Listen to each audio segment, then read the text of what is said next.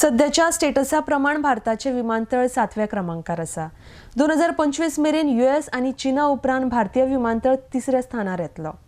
गोयच्या विमानतळाची 15% growth rate वाडिल्ली आसा म्हण विमानतळ प्राधिकरणाचो अध्यक्ष महापात्रा उलयला। RDX स्क्वा खातीर दाबोळेच्यान John D'Silva. The way the aviation market is growing in India, we are the for now the 7th largest, and we are going to be the 3rd largest by 2025, next to US and China. Today we are the 45th, 46th consecutive month of double-digit aviation growth in the world. 46th consecutive month, we are growing at a double-digit growth rate. And Goa also, the way what is Goa's average growth rate for the last 5 years?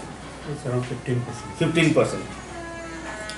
India's base was low, so that growth rate always looks very impressive. As the base becomes wider and wider, the growth rate will come down. But the way the Indian economy is developing, we do not expect it to come down to any worrying level. So definitely another 10 years, the growth rate will continue to grow as India matures more and more. There are 900 more aircrafts coming into the Indian aviation market. 900 more aircrafts have been ordered of all sizes. The narrow-bodied, the wide-bodied, as well as the ATR 72s, the Q400s. So these aircrafts arrival into the India shows that there is a tremendous potential.